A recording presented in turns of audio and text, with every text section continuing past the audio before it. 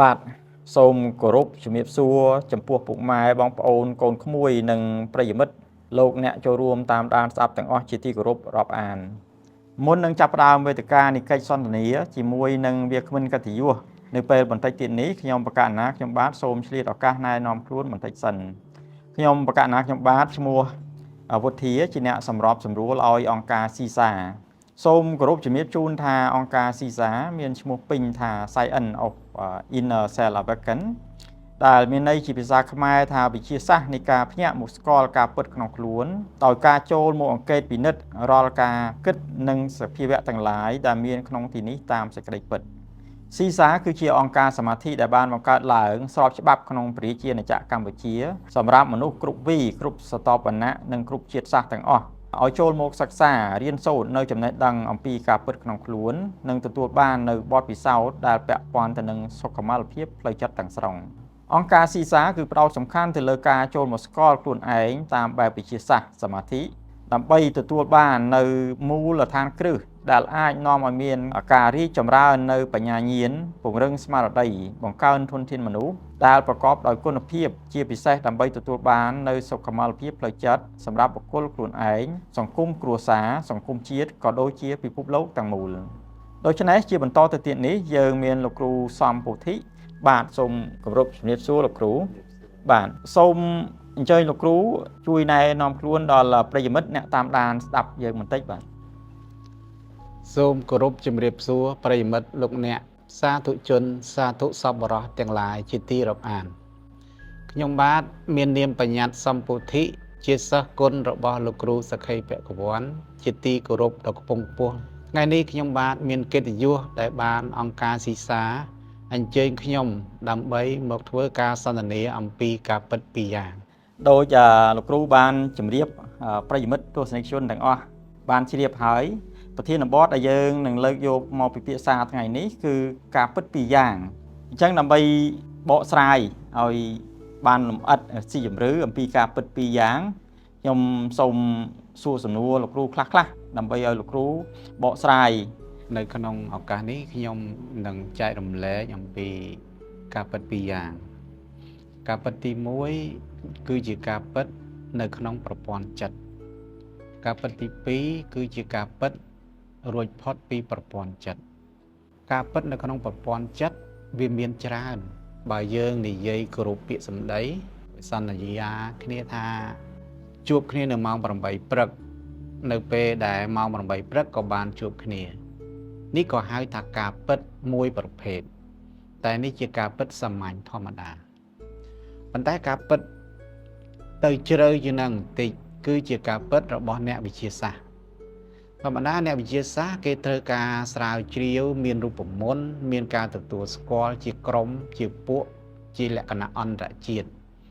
ដូច្នេះការពិតនោះត្រូវមានការកំណត់សម្គាល់ដោយសហគមន៍ធំមានអ្នកវិទ្យាសាស្ត្រប្រចាំពិភពលោកជាដើមឧបមាថាគេសេរូបមន្ត H2O សិស្សសាលាទាំងឡាយនៅក្នុងពិភពលោកឲ្យតែឃើញ H2O ហ្នឹងគឺគេមានការបកប្រែថានេះគឺជាទឹកណាអញ្ចឹងនេះក៏ជាការពិតមួយប្រភេទទៀតដែលវាមានលំដាប់ខ្ពស់ជាងការពិតសាមញ្ញដែលខ្ញុំលើកមកនេះគឺជាការពិតសន្មតដោយនៃសេចក្តីតាមក្រុមពួកគណៈដែលគេរៀបចំឡើងដើម្បីនិយាយឲ្យស្ដាប់គ្នាបានតែប៉ុណ្ណោះនេះជាការពិតដែលប្រើទ្វារទី6ក្នុងការសន្ទនាដែលយើងនិយមហៅគ្រប់គ្នាថាម៉េចទ្វារទី6គឺជាទ្វារចិត្តឬហៅថាប្រព័ន្ធចិត្តអញ្ចឹងអ្វីណាដែលប្រព័ន្ធចិត្តដាក់នៃសេចក្តីសន្ទនាបកស្រាយបញ្យលទៅចែកវែកញែកទាំងអស់នឹងគេហៅថាការពិតក្នុងប្រព័ន្ធចិត្តឥឡូវខ្ញុំចង់សួរលោកគ្រូពាក់ព័ន្ធនឹងការពិតក្រៅប្រព័ន្ធចិត្តតើមានសេចក្តីលម្អិតនឹងន័យខ្លឹមសារយ៉ាងម៉េចសូមលោកគ្រូជួយបកស្រាយបន្តិចបានទេគ្រូអរគុណដែលបានលើកសំណួរដែលមានលក្ខណៈស៊ីជម្រៅនៅក្នុងការពិតដែលជាទូទៅអ្នកណាក៏ដឹងដែរការពិតនៅក្នុងប្រព័ន្ធចិត្តប៉ុន្តែអ្វីដែលយើងចង់និយាយគ្នាថ្ងៃនេះគឺការពិតផុតពីប្រព័ន្ធចិត្ត ដើម្បីឲ្យដឹងថាការពិតហ្នឹងវាផុតពីប្រព័ន្ធចិត្តយើងត្រូវមានឧបករណ៍សម្រាប់វាស់បាទអញ្ចឹងនៅក្នុងមួយតួខ្លួនរបស់យើងនេះវាមានទ្វារ6ឃើញទេមានទ្វារភ្នែកតិចច្រមុះអណ្ដាតកាយនិងទ្វារចិត្តទ្វារទាំង6នេះត្រូវបែងចែកជា2ក្រុមទ្វារ5ជាទ្វារបរមត្តធ្វើការឯករាជ្យមិនស្ថិតនៅក្រោមអំណាចចិត្តនឹកគិតឡើយទ្វារទី6ជាទ្វារចិត្តដែលវាធ្វើការយោងទៅលើទិន្នន័យដែលមានការចងចាំពីក្មេងរហូតមកដល់ឥឡូវវាមានការចងចាំអីខ្លះវាមានបញ្ចូលទិន្នន័យអ្វីខ្លះនោះគឺជាការសន្មត់របស់ទ្វារចិត្តឯងនៅលើពិភពលោកនេះមនុស្សទាំងអស់មានតែ3ពណ៌ទេគឺពណ៌ខ្មៅពណ៌លឿងនិងពណ៌សហើយទ្វារវិញ្ញាណរបស់មនុស្សទាំងអស់នោះគឺទ្វារវិញ្ញាណគាត់ដូចគ្នាទាំងអស់បានន័យថាទ្វារទាំង5វាធ្វើការឯករាជ្យមិនមានការបកប្រែទេតួនាទីរបស់វាភ្នែកគឺឃើញត្រចៀកគឺឮច្រមុះដឹងក្លិនអណ្ដាតដឹងរស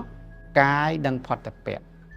នេះគឺជាឯករាជ្យភាពមួយដ៏បរិសុទ្ធមិនឆ្លងកាត់ការដាក់ន័យរបស់មโนទ្វារទេអញ្ចឹងយើងឃើញថាមโนទ្វារមានតួនាទីបកប្រែទៅតាមន័យដែលបានបញ្ចូលនៅក្នុងការចងចាំរីឯទ្វារទាំង5ធ្វើការឯករាជ្យដ៏បរិសុទ្ធមិនឆ្លងកាត់ការបកប្រែសោះឡើយបើតាមលោកគ្រូបកស្រាយលោកគ្រូដូចជាសង្កត់ធ្ងន់ទៅលើការពិតក្រៅប្រព័ន្ធគិតតើការពិតក្រៅប្រព័ន្ធគិតមានសារៈសំខាន់ជាងការពិតក្នុងប្រព័ន្ធគិតយ៉ាងម៉េចលោកគ្រូនៅពេលដែលយើងស្គាល់អំពីរចនាសម្ព័ន្ធនៅក្នុងខ្លួនរបស់យើងនេះវាមានពិភពចិត្តគិតនិងវាមានពិភពបរមត្តពេលដែលយើងស្គាល់លក្ខណៈបែបនេះហើយការរស់នៅត្រូវមានស្មារតីតាមទាន់ការបកប្រែរបស់ចិត្តនឹកគិតនៅពេលដែលយើងមានស្មារតីតាមទាន់នៃការបកប្រែរបស់ចិត្តគិតជាឱកាសនៃការរស់នៅមានសន្តិភាពអញ្ចឹងនៅពេលដែលយើងសិក្សាមកដល់ទីនេះយើងនឹងឃើញគុណសម្បត្តិមួយយ៉ាងធំសម្រាប់ជួយខ្លួនឯងឲ្យមានការគ្រប់គ្រងដោយស្មារតីនៅពេលដែលខ្លួនឯងមានការគ្រប់គ្រងល្អហើយមនុស្សនៅជុំវិញក៏ទទួលបានសន្តិភាពពីយើងនោះគឺជាដើមហេតុដែលធ្វើឲ្យសង្គមទាំងមូលមានសន្តិភាពបន្តគ្នានេះគឺជាលក្ខណៈដែលពួកយើងចង់ឲ្យសង្គមទាំងមូលមានសន្តិភាពផ្លូវចិត្តគឺផ្ដើមចេញពីការស្គាល់រចនាសម្ព័ន្ធចិត្តស្គាល់រចនាសម្ព័ន្ធនៃបរមត្តធម៌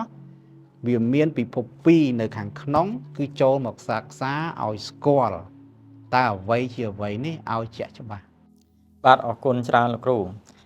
ចំពោះការពិតក្នុងប្រព័ន្ធចិត្តគិតលោកគ្រូបានបកស្រាយតែដូចអត់សូវដាក់ទម្ងន់ពីសារៈសំខាន់នៃការពិតក្នុងប្រព័ន្ធចិត្តគិតហេតុអីបានជាលោកគ្រូអត់សូវផ្ដោតទៅលើហ្នឹងលោកគ្រូបាទអរគុណអូនក្នុងចំណុចនេះដោយសារនៅក្នុងប្រព័ន្ធចិត្តនឹកគិតនេះសង្គមលោកទាំងមូលគេមានការចែករំលែកយ៉ាងសម្បូរបែប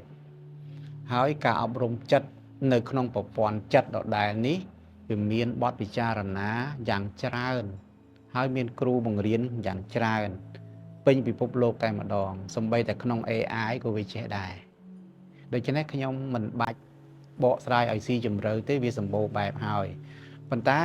ការពិតរួចផុតពីប្រព័ន្ធចិត្តនេះមានការបកប្រែមិនទាន់ទូលំទូលាយអញ្ចឹងខ្ញុំក៏មានការចែករំលែកដើម្បីឲ្យវាមានលក្ខណៈរីកចម្រើនផ្នែកការពិតនេះមួយទៀតជាទូទៅការ research ឬក៏ការសិក្សាស្រាវជ្រាវក្នុងពិភពវិទ្យាសាស្ត្រនៅពេលបច្ចុប្បន្នថាផ្នែកអីក៏ដោយលោកគ្រូគឺថាមានការចែករំលែកយ៉ាងទូលំទូលាយឧទាហរណ៍ក្នុងវិទ្យាសាស្ត្រការ publish journal paper អញ្ចឹងណា Elsevier ឬក៏ក្នុងខ្សែ Indirect អីយើងឃើញច្រើន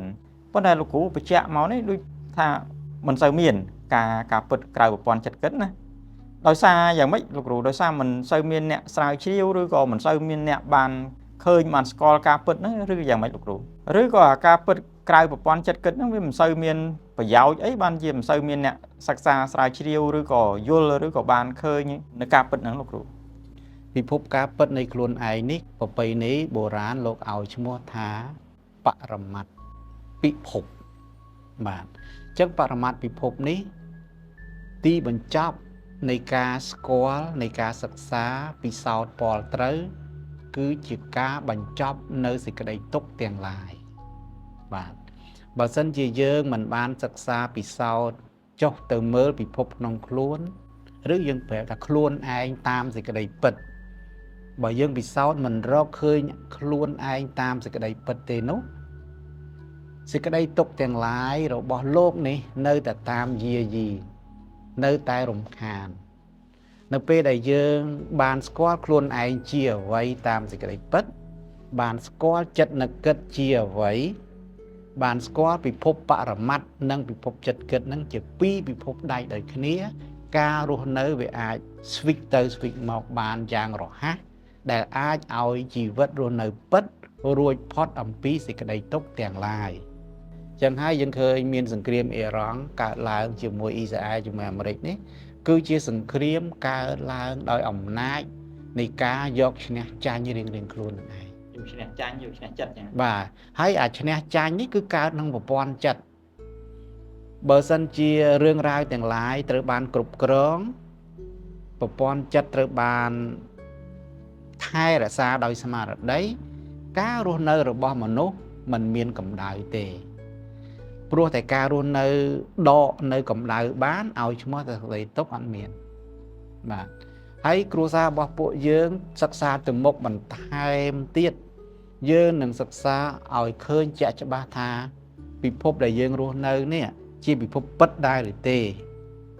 ពិភពដែលយើងរស់នៅនេះគឺជាពិភពសុបិននៃចិត្តគិតនឹងឯងបាទបើយើងមានពេលវេលាយើងនឹងលើកប្រធានបទនេះមកជជែកដើម្បីចែកជូនលោកអ្នកបានសិក្សារៀនសូត្របន្តបាទវាមានអាចកំបាំងច្រើនដែលជាការពិតមួយទៀតដែលមិនសូវមានមនុស្សទូទៅលើកយកមកនិយាយទេបាទគឺជាការពិតដែលមានសារៈសំខាន់នាំសេចក្តីទុក្ខទាំងឡាយឲ្យចប់បាននេះគឺជាចំណុចសំខាន់ការពិតក្រៅប្រព័ន្ធចិត្តគិតហ្នឹងលោកគ្រូសិក្សាជាលក្ខណៈការយល់ក្នុងចិត្តគិតលោកគ្រូឬក៏លោកគ្រូបានឃើញចាក់ផុតចិត្តគិតរបស់លោកគ្រូនៅក្នុងការពិសោធន៍វាត្រូវមានលក្ខណៈពលត្រូវនិងត្រូវមានភាសានិយាយអំពីការពិសោធន៍នោះពួកខ្ញុំជាសិស្សរបស់លោកគ្រូសក្ខីភគវ័នវាមានការសិក្សាពិសោធន៍ទៅក្នុងផ្លូវលំដាប់លំដោយមួយបើយើងនិយាយពីជំរឿយើងត្រូវដឹងថាជំរឿវាជ្រៅរហូតទៅដល់ភាសាចិត្តនឹកគិតនេះនិយាយមិនត្រូវនិយាយបានតែនិយាយមិនត្រូវខ្ញុំឧបមាដូចជាយើងចុះទៅក្នុងរូងភ្នំជំរឿ100ម៉ែត្របានដល់បាតអញ្ចឹងពួកសិស្សគណៈដូចពួកខ្ញុំនេះទៅតែពិសោធន៍ថ្មីចុះទៅជំរឿ20ម៉ែត្រតែប៉ុណ្ណោះ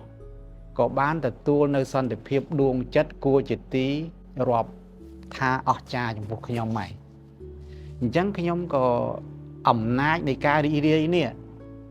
ចង់នាំពាក្យទៅកាន់មហាជនថាដើម្បីរួចផុតពីសេចក្តីទុក្ខដើម្បីបានសន្តិភាពដួងចិត្ត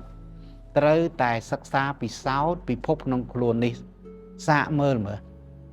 កុំឲ្យតែឮគេថាសាកមើលមើលពេលដែលសាកហើយនោះអ្នកនឹងទទួលបានលទ្ធផលយ៉ាងណាហើយយកលទ្ធផលនោះមកទៅចែកជាមួយគ្រួសារយើងខ្ញុំក៏បានតែបើនិយាយពីជំរឿដ៏អស្ចារ្យគឺពួកខ្ញុំមានកម្រិតសាស្តារបស់ខ្ញុំលោកចុះទៅដល់បាតនៃលអាងភ្នំមានន័យថាលោកចុះទៅដល់ជំរឿនៃការពិតក្នុងខ្លួនអញ្ចឹងបើសិនជាបានលោកជួបជាមួយអូនឬក៏ជួបជាមួយមហាជនឬក៏មហាជនចង់ជជែកវែងញែកអីជួបជាមួយលោកសួរដេញដោលលោកនឹងអត្ថាធិប្បាយអំពីពិភពក្នុងខ្លួនដ៏មានជំរឿក្រៃលែងមិនដូចពួកយើងខ្ញុំទេអញ្ចឹងពួកយើងខ្ញុំវាមានកម្រិតទៅតាមអ្វីដែលខ្លួនឯងចុះទៅពិសោធន៍បានជំរឿណាវាមានកម្រិតតែអាចារ្យរបស់ខ្ញុំដែលខ្ញុំហៅលោកថាជាសាស្តាព្រោះលោកបានចុះទៅដល់ជំរឿទីបំផុតហើយមានអាចកំបាំងធំធេងណាស់ដែលខ្ញុំ ក៏អាចយល់មិនអស់ដែរពីព្រោះខ្ញុំមានកម្រិតដែរ បាទអរគុណច្រើនលោកគ្រូចំពោះការបកស្រាយដ៏ក្បោះក្បាយនិងមានន័យខ្លឹមសារខ្ញុំសូមធ្វើ conclusion ឬក៏សេចក្តីសរុបជូនប្រិយមិត្តអ្នកតាមដានស្ដាប់ទាំងអស់ថាលោកគ្រូលោកបកស្រាយអំពីការពិតពីរយ៉ាងគឺការពិតក្នុងប្រព័ន្ធចិត្តគិតនិងការពិតក្រៅប្រព័ន្ធចិត្តគិតហើយលោកបានបញ្ជាក់ថាការពិតក្នុងប្រព័ន្ធចិត្តគិតគឺការពិតដែលយើងរស់នៅប្រចាំថ្ងៃយើងដឹងថានេះពិតនោះពិតនឹងយើងដឹងទាំងអស់គ្នាហើយលោកគ្រូថាលោកគ្រូឲ្យតម្លៃឬក៏ផ្ដោតសំខាន់ទៅលើការពិតក្រៅប្រព័ន្ធចិត្តគិតព្រោះការពិតក្រៅប្រព័ន្ធចិត្តគិតនេះវាជួយឲ្យមនុស្សទូទៅខ្លួនយើងផ្ទាល់ក្នុងសង្គមគ្រួសារសង្គមជាតិមានភាពត្រជាក់ត្រជុំនិងមានសន្តិភាពផ្លូវចិត្តអរគុណច្រើនលោកគ្រូហើយខ្ញុំសង្ឃឹមថាឱកាសក្រោយអង្គការយើងនឹងអញ្ជើញលោកគ្រូប្រសិនបើលោកគ្រូមានពេលវេលាដើម្បីឲ្យអង្គការយើងបានសុភាលោកគ្រូដើម្បីសួរដេញដោលបន្ថែមទៅលើការពិតពីរយ៉ាងនេះលោកគ្រូបាទសូមគោរពអរគុណច្រើនលោកគ្រូហើយក៏សូមគោរពអរគុណប្រិយមិត្តអ្នកតាមដានស្ដាប់ទាំងអស់យើងខ្ញុំសូមអភ័យទោសប្រសិនបើមានការខុសឆ្គងនៅពាក្យសម្ដីឬក៏កាយវិការត្រង់ណាដែលមិនសមគួរសូមគោរពអរគុណនិងសូមគោរពជម្រាបលាបាទ